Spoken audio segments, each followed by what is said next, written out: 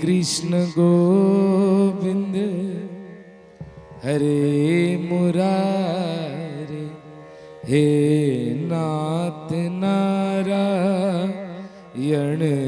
वासुदेव। बोलो बाल कृष्ण लाल की जय। श्रीमद् भागवत महापुराण की जय।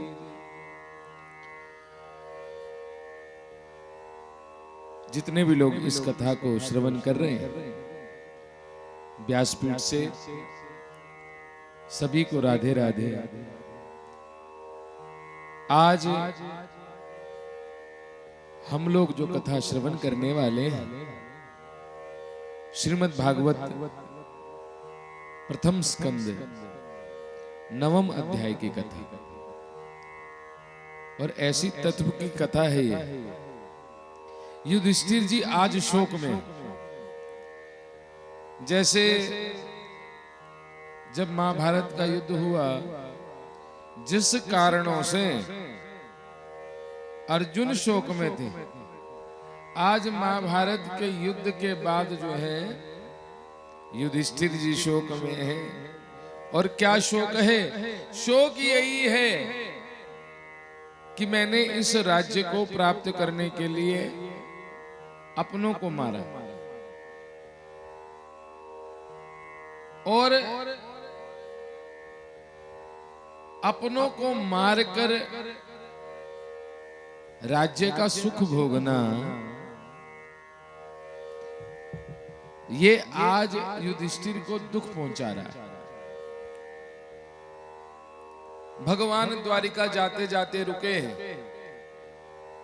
युधिष्ठिर ने अपना दुख जो है वो भगवान को कहा। भगवान कहते हैं कि चलो आज भीष्म पितामह से मिलने के लिए चलते हैं। जो भीष्म पितामह शेष शैया पर पड़े हुए मृत्यु का इंतजार कर रहे हैं। ध्यान से सुनना, मृत्यु का इंतजार कर रहे हैं। लोगों के लिए वह मृत्यु का इंतजार कर रहे हैं उत्तरायण का, कि कब सूर्य नारायण उत्तरायण हो और मैं अपने प्राण त्यागू, परंतु असलियत में वो भगवान का इंतजार कर रहे हैं कि मरते समय जब ये शरीर से प्राण निकले तब भगवान के दर्शन हो जावे।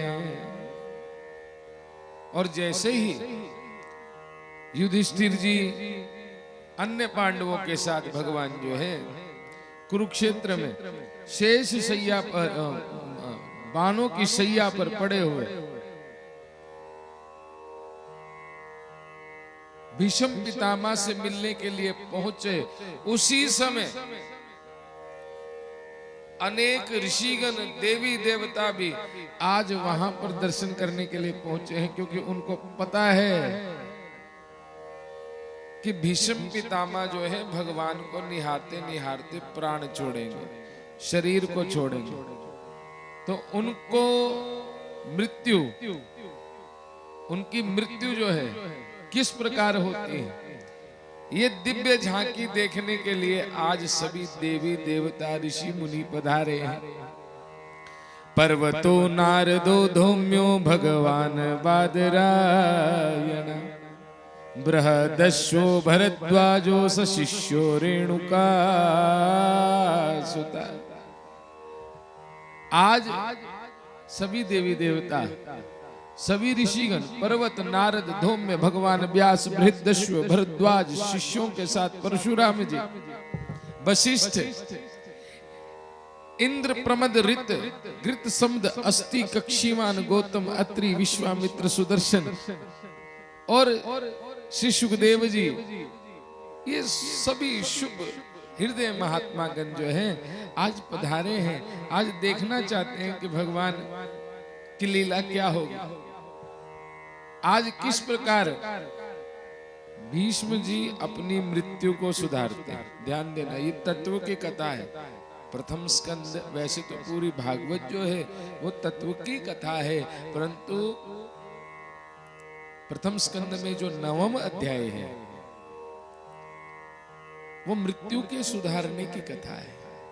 कि हमें किस प्रकार अपनी मृत्यु सुधारनी है।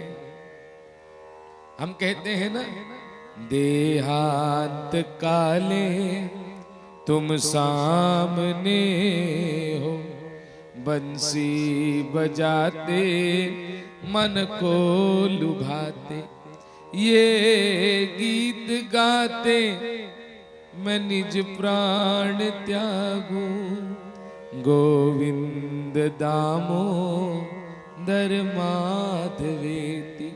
आज सभी देवी देवता, सभी ऋषिगण आज देखना चाहते हैं कि बाणों की शैया पर पड़े हुए भीष्म पितामह जी की मृत्यु जो है वो कैसे सुधरती है। आज युधिष्ठिर के साथ, पांडवों के साथ भगवान कृष्ण जो है वो भीष्म पितामह से मिलने के लिए पहुंचे। भीष्म पितामह आज राह निहार रहे हैं कि मेरे श्याम कब आएंगे, मेरे घर श्याम कब आएंगे, और उनको देखते देखते जो है वो मैं अपने प्राणों का त्याग करूंगा। सूर्य का उत्तरायण होना तो एक बहाना है।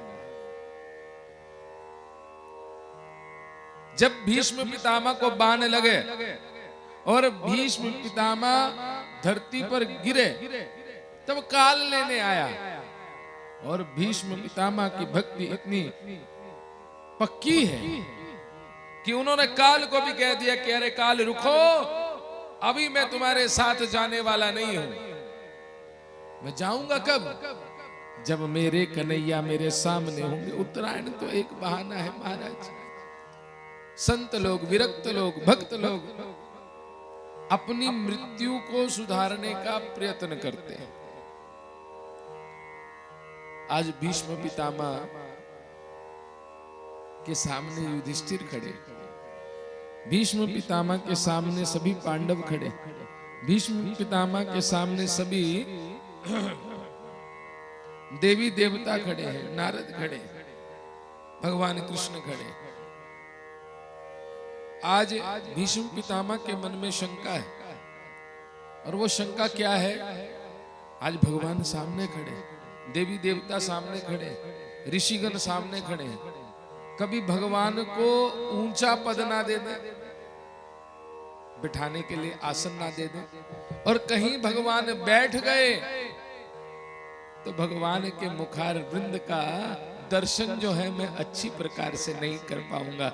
इसलिए तुरंत भगवान को प्रणाम करके भीष्म पितामह कहते हैं कि भगवान, जब तक इस शरीर से प्राण निकल ना जाए तब तक ऐसे ही सीधे खड़े रहना।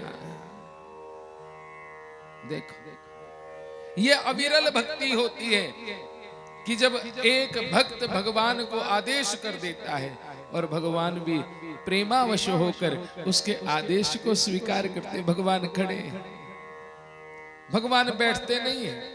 भगवान को ना बैठा देखकर सभी देवी देवता भी खड़े हैं, नारद आदि सभी ऋषि भी खड़े हैं। आज भीष्म पितामह युधिष्ठिर को देखते हैं और परमात्मा का धन्यवाद करते हैं कि हमारे कुल में एक ऐसा धर्म पुत्र है जो सदैव धर्म की राह पर चला है और चलता रहेगा। जिसने अपना साथी किसको बनाया? भगवान कृष्ण को बनाया। तो ऐसे धर्म पर चलने वाले पुत्र को प्राप्त करके, हमारे वंश में पुत्र को प्राप्त करके हम सब सफल हुए, हमारे पितृगण सफल हुए। युधिष्ठिर को आज आशीर्वाद देते हैं कि तुम्हारा जीवन में कभी भी अहित नहीं होगा। और क्यों नहीं होगा? क्योंकि तुम्हारे साथी जो हैं वो स्वयं भगवान कृष्ण हैं। युधिष्ठिर सुनो, जो भगवान को अपना साथी बना देता है वह कभी भी किसी भी लड़ाई में हारता नहीं है। और तुम्हारे ऊपर तो भगवान की ऐसी कृपा है कि हर बार भगवान तुम्हारी सहायता करते हैं। हर बार भगवान तुम्हारी सहायता करते हैं। आज भीष्म पितामह भगवान के दर्शन कर रहे हैं और भगवान के दर्शन करके याद करते हैं कि मैं कितना आतताई हूं और भगवान कितने दीन बंधु हैं। मैंने इनके ऊपर बाण चलाए। जब महाभारत का युद्ध हुआ तो मैंने इनके ऊपर बाण चलाए। और बाण क्यों चलाए? भगवान कृष्ण को देखकर सामने जो है भीष्म पितामह बाण नहीं चलाते। तो एक दिन दुर्योधन बोला, खाते हमारे घर की हो, रोटी हमारे घर की खाते हो और पांडवों से प्रेम करते हो, तुम एक भी बाण नहीं चलाते। भीष्म पितामह को आवेश आ गया और अगले दिन उन्होंने भगवान कृष्ण के ऊपर बाण चलाए। और जैसे बाण चलाए तो भगवान कृष्ण का कवच जो है वो फट गया। भगवान के शरीर में बाण लगे और उन बाणों से जो है वो रुधिर बहने लगा। ध्यान से सुनना, आज ये मन ही मन में जो है भीष्म पितामह सोच रहे हैं, मैं इतना आतताई हूं कि भगवान कृष्ण को जो लोग तुलसी का पत्ता चढ़ाते हैं, फूल चढ़ाते हैं, नैवेद्य चढ़ाते हैं, अपना भाव चढ़ाते हैं, मैंने उन भगवान पर जो है बाण मारे। भगवान के शरीर से जब रक्त निकला तो अर्जुन के रथ के ऊपर हनुमंत लाल जी बैठे। हनुमंत लाल जी ने देखा कि मेरे प्रभु के शरीर से रक्त निकल रहा है तो हनुमान जी गुस्से में आ गए और हनुमान जी हूं की आवाज करने लगे। गुस्से में आकर भगवान कृष्ण जी ने ऊपर देखा और हनुमान जी को कहा, अरे हनुमान जी क्रोध क्यों करते हो? हनुमान जी ने कहा कि मेरे प्रभु के शरीर के ऊपर बाण लगे, मेरे प्रभु के शरीर से रक्त बह रहा है तो मुझे क्रोध नहीं आएगा? उन हनुमान जी के क्रोध को देखकर भीष्म पितामह भी डर गए। भगवान कृष्ण ने हनुमंत लाल जी को शांत करवाया। भगवान कृष्ण कहते हैं कि अरे मेरे अंदर रुधिर नहीं है। भगवान के अंदर रुधिर नहीं बहता, भगवान के अंदर तो प्रेम बहता है, अविरल प्रेम बहता है, अविरल धारा प्रेम की है। तो ये रक्त नहीं निकल रहा, ये प्रेम निकल रहा है, ये प्रेम निकल रहा है। हनुमान जी इसको बहने दो। भीष्म पितामह को गलानी होती है। समस्त ऋषिगण, बड़े बड़े ब्रह्म ज्ञानी जिसका ध्यान करते हैं, उन्हीं के शरीर के ऊपर मैंने जो है तीर चलाए। भगवान जो है मुस्कुरा कर आज भीष्म पितामह को देख रहे हैं और भीष्म पितामह भी एक टक होकर पलक झपकते नहीं है, भगवान कृष्ण के दर्शन कर रहे हैं। क्योंकि आज वो समय आ चुका है जब भीष्म पितामह को अपने प्राणों का त्याग करना है। देखो यहां पर एक बात ये भी है, हमने जीवन में बहुत सा धन कमाया, हमने जीवन में बहुत सा नाम कमाया, हमने जीवन में बहुत सा ऐश्वर्य कमाया, पर क्या हमने इतना कमाया कि हम अपनी मृत्यु को सुधार सके? आज भीष्म पितामह जो है अपनी मृत्यु को सुधारने जा रहे हैं। हम वो भजन सुनते हैं ना, इतना तो कर न स्वामी जब प्राण तन से निकले, गोविंद नाम लेकर हो, गोविंद नाम लेकर तब प्राण तन से निकले, इतना तो कर न स्वामी जब प्राण तन से निकले। आज भीष्म पितामह जी की मृत्यु जो है वो सुधर रही है। सूत जी शौनक आदि ऋषियों को कथा सुना रहे हैं कि आज एक टक भीष्म पितामह जो है वो भगवान कृष्ण की तरफ निहार रहे हैं। भगवान कृष्ण जो है आज भीष्म पितामह से कहते हैं कि दादा, हे पितामह, आज युधिष्ठिर के मन में शंका है, उस शंका का निवारण करें और अपना आशीर्वाद जो है वो धर्मराज युधिष्ठिर को देवे। युधिष्ठिर अपनी शंका को भगवान से कह चुके हैं और आज अपनी शंका के निवारण के लिए भगवान जो है युधिष्ठिर को भीष्म पितामह के पास लेकर आए हैं और भीष्म पितामह से युधिष्ठिर जो है अपनी शंका कहते हैं। और वो शंका क्या है? महाराज दादाश्री, हे पितामह, आप मुझे ये बताएं कि परम धर्म क्या है। भगवान चाहते हैं कि आज भीष्म पितामह अपना सारा ज्ञान जो है वो युधिष्ठिर को देकर जाए। जीवन में ज्ञान मिल जाए तो इससे परम धन कोई दूसरा नहीं होता। हम चाहते हैं कि हमें अपने बुजुर्गों की धन संपत्ति मिले,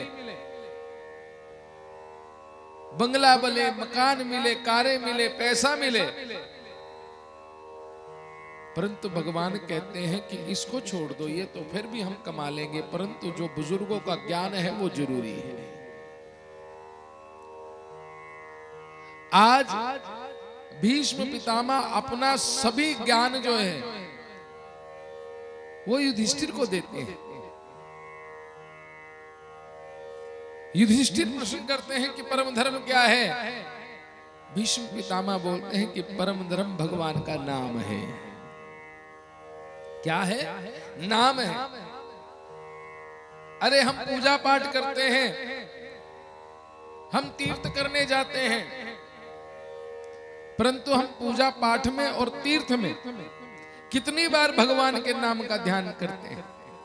क्योंकि भगवान के नाम से बढ़कर कोई और चीज नहीं है। आज भीष्म पितामह जो है युधिष्ठिर को कहते हैं कि ध्यान से सुनो, विष्णु सहस्त्र नाम से बढ़कर कोई और दूसरी चीज नहीं है।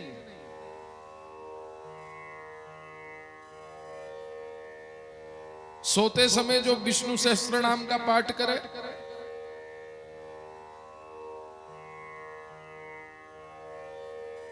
और जितनी देर वो सोएगा उतनी देर वो पुण्य काल में गिना जाएगा। भोजन करते समय, भोजन करने से पहले विष्णु सहस्त्र नाम का पाठ करे तो वो भोजन जो है वो अमृत हो जाएगा। किसी को कोई बीमारी हो और बीमारी जा नहीं रही हो, वो विष्णु सहस्त्र नाम का पाठ करे तो विधाता ने अगर भाग्य में बीमारी लिखी है तो विष्णु सहस्त्र नाम के पाठ के कारण से वह बीमारी छोटी हो जाएगी। जैसे 6 महीने अगर बीमार पड़ना है तो सिर्फ 1 दिन का बुखार आएगा। भगवान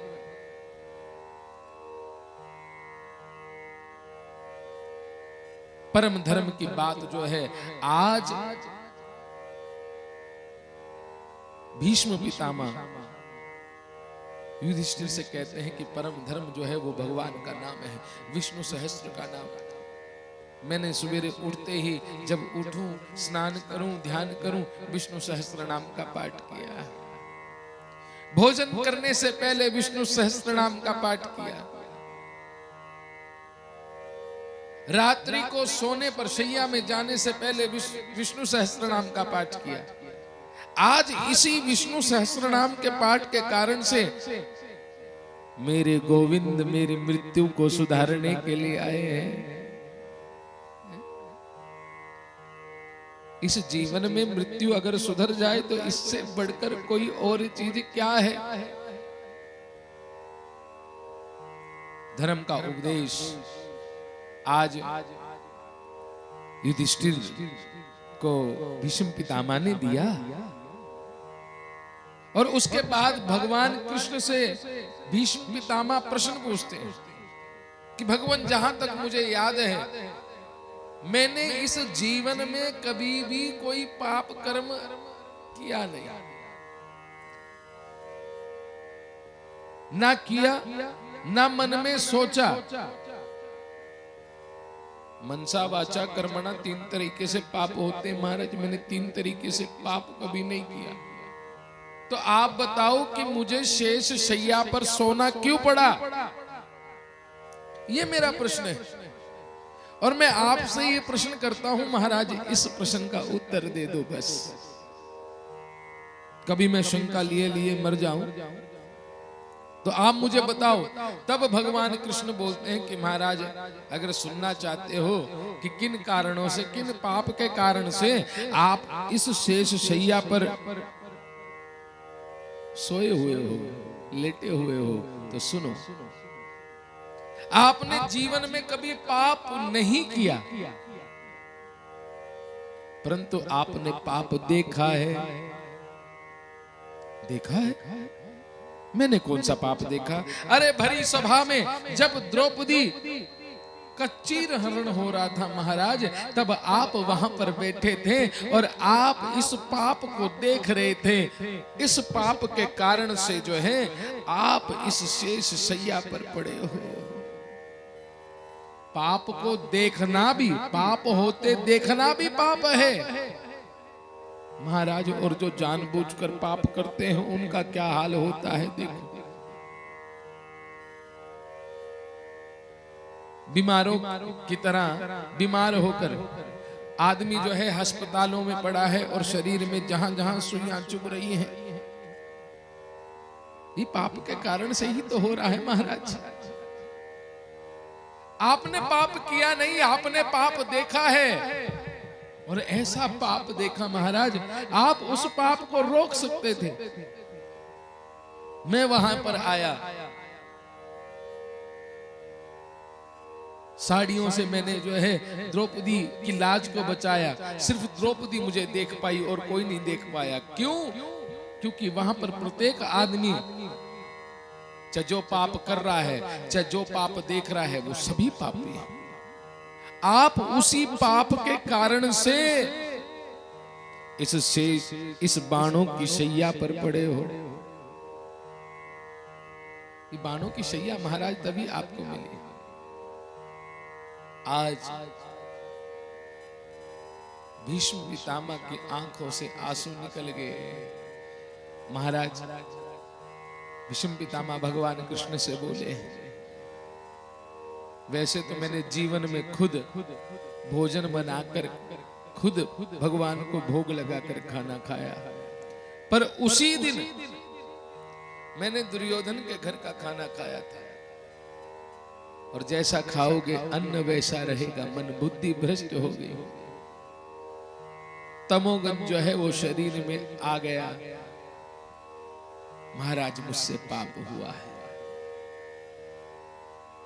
जो मान ले कि मुझसे पाप हुआ है, मन से प्रायश्चित कर ले तो उसके पाप दूर हो जाते। आज भगवान को जैसे सामने देख रहे हैं, आंखें बंद करते हैं तो भगवान को हृदय में देखते हैं। वही चतुर्भुज रूप भगवान जो है वो हृदय में प्रकट हो चुके हैं। आज भगवान सामने भी हैं, भगवान हृदय में भी हैं, भगवान दाएं भी हैं, भगवान बाएं भी हैं, भगवान ऊपर भी हैं, भगवान नीचे भी हैं। चारों तरफ भगवान की झांकी को भीष्म पितामह देखते हैं। आंखों से जलधारा निकलती है। आज मन में एक ही प्रार्थना, और वो प्रार्थना क्या है? मेरे तन से प्राण निकले, मेरे तन से प्राण निकले, हो तेरा नाम जपते जपते, तेरा नाम जपते जपते हो। जब जाने की हो तैयारी, एक अर्ज है हमारी। देखो, जब जाने की हो तैयारी, बस एक अर्ज है हमारी। मेरी अर्थी जो उठाए, मेरी अर्थी जो उठाए, हो तेरा नाम जपते जपते, तेरा नाम जपते जपते हो। आज यही अर्ज है। और इसी प्रकार मन में अर्ज करते करते, मन में प्रार्थना करते करते, हे गोविंद मैं तुम्हारी शरण में आ रहा हूं, तुम मुझे अपनी शरण में ले लो। ऐसा कहते कहते आज बाणों की शैया पर पड़े हुए भीष्म पितामह ने अपने प्राणों को त्याग दिया और एक जो दिव्य आत्मा थी वो परमात्मा के अंदर समा गई है। बोलो बाल कृष्ण लाल की जय। घंटे घड़ियाल बजने लगे, पुष्पों की वर्षा होने लगी। आज एक आत्मा परमात्मा में विलीन हो गई है। जितने लोग इस कथा का श्रवण कर रहे हैं, ये कथा ये बताती है कि हमने इस जीवन को प्राप्त करके अपनी मृत्यु को सुधारना है। मृत्यु इतनी सुधर जाए, इतना महान उत्सव बन जाए कि भगवान कृष्ण सामने खड़े हों, वो मुरली मनोहर सामने खड़ा हो और हमारे प्राण जो हैं हमारे शरीर से निकल जाए। देहन देहांत काले तुम सामने हो, बंसी बजाते मन को लुभाते। ये गीत गाते मैं निज प्राण त्यागू, गोविंद दामोदर मात वेते। आज भीष्म पितामह ने प्राण त्यागे। धर्मराज युधिष्ठिर ने भीष्म पितामह का अंतिम संस्कार किया है। और जब अंतिम संस्कार किया तो महाराज शरीर जब जल रहा है तो उसके धुएं से इतनी आनंददायक खुशबू आ रही है। क्योंकि जब संत जाते हैं तो एक महोत्सव होता है महाराज, उनका अंतिम संस्कार एक महोत्सव होता है। संतों का जन्मदिन नहीं मनाया जाता, संतों की पुण्य तिथि मनाई जाती है। वो इसलिए क्योंकि वह अपनी मृत्यु को सुधार लेते हैं। आज की कथा को हम यहीं विश्राम देते हैं। जितने भी लोग सोशल मीडिया के माध्यम से या और भी किन्हीं तरीकों से इस कथा का श्रवण कर रहे हैं, तो मेरी प्रार्थना है इस कथा का प्रचार प्रसार जरूर